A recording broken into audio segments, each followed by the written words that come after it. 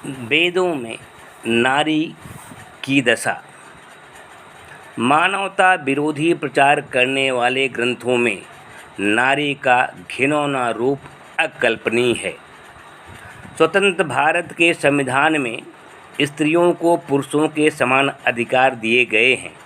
उनके साथ धर्म, जात, रंग और लिंग के आधार पर भेदभाव न करने के कानून हैं, पर व्यवहारिक दृष्टि से देखने पर पता चलता है कि समान अधिकार दिए जाने के बावजूद स्त्रियों के साथ समानता का व्यवहार नहीं हो रहा है। विश्व के प्राचीनतम ग्रंथ वेद हैं। इनमें नारी के अपमान और तिरस्कार के जिन अमानवीय तौर तरीकों का पता चलता है वह बहुत ही आपत्तिजनक और निंदनीय है। नारी की दुर्दशा के लिए जिम्मेदार बाल विवाह, सती प्रथा, दासी प्रथा, नियोग प्रथा आदि का वेदों में वर्णन मिलता है। इनके माध्यम से कामी और क्रूर धूर्तों ने नारी की जी भरकर बेइज्जती की है और अपनी काम वासना की आग को बुझाया। ऋग्वेद मंडल 8 सूक्त 33 मंत्र 17 में लिखा है और इंद्र ने स्वयं कहा है कि स्त्री के मन को शिक्षित नहीं किया जा सकता, उसकी बुद्धि तुच्छ होती है। ऋग्वेद मंडल 10 सूक्त 95 मंत्र 15 में कहा गया है स्त्रियों के साथ मैत्री नहीं हो सकती क्योंकि इनके दिल लकड़बग्घों के दिलों से भी क्रूर होते हैं। यजुर्वेद के व्याख्यान शतपथ ब्राह्मण के 14/1/1/31 के अनुसार स्त्री, शूद्र, कुत्ते एवं कौवे में असत्य, पाप एवं अंधकार का विराजमान होता है। यजुर्वेद के व्याख्यान शतपथ ब्राह्मण के अनुसार स्त्री, शूद्र, कुत्ते एवं कौवे में असत्य, पाप एवं अंधकार विराजमान रहते हैं।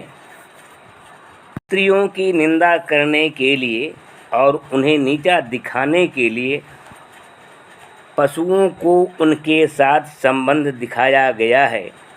इससे ज़्यादा नारी की बेइज्जती और क्या हो सकती है कि कोई पशु उससे संबंध बना सकता है।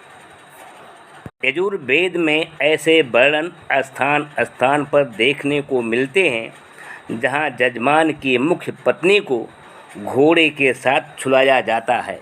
वेदों में विधवा के साथ बहुत अमानवीय व्यवहार किया गया है। ऐसा वर्णन मिलता है कि अभी मृत पति की लाश वहीं पड़ी होती है कि उसकी पत्नी को किसी दूसरे पुरुष या उसके देवर को सौंप दिया जाता है। स्वामी दयानंद का मत है कि उसका तभी नियोग करवा दिया जाता था। अथर्ववेद मंडल 14 सूक्त 2 मंत्र 60 में लिखा है यदि किसी स्त्री का दोबारा विवाह नहीं होता तो उसके सिर के बाल काट दिए जाते थे। इस तरह से बाल काट कर भी उसकी बेइज्जती ही की जाती थी। पति के मरने का स्त्री के सिर के बालों से क्या संबंध होता है? इससे साफ जाहिर है पति के मर जाने पर स्त्री बेज़बान पशु समझी जाती थी और उसके साथ पशुओं जैसा ही व्यवहार किया जाता था। हिंदू की विधवा की स्थिति अत्यंत शोचनीय थी। वह अमंगल सूचक थी। विवाह आदि उत्सवों में किसी भी प्रकार से भाग नहीं ले सकती थी। उसे सन्यासी का जीवन व्यतीत करना पड़ता था। उसे कम भोजन और कम वस्त्र धारण करने पड़ते थे। संक्षेप में विधवा नारी की बहुत ही दुर्दशा होती थी। महाभारत के आदि पर्व अध्याय 95 व 103 में आता है कि सत्यवती ने अपने पुत्र व्यास को भीष्म के छोटे भाई वीर की रानियों में पुत्र उत्पन्न करने के लिए नियुक्त किया था और उसके परिणाम स्वरूप धृतराष्ट्र एवं पांडु उत्पन्न हुए। स्वयं पांडु ने अपनी पत्नी कुंती को किसी तपोयुक्त ब्राह्मण से पुत्र उत्पन्न करने को कहा था।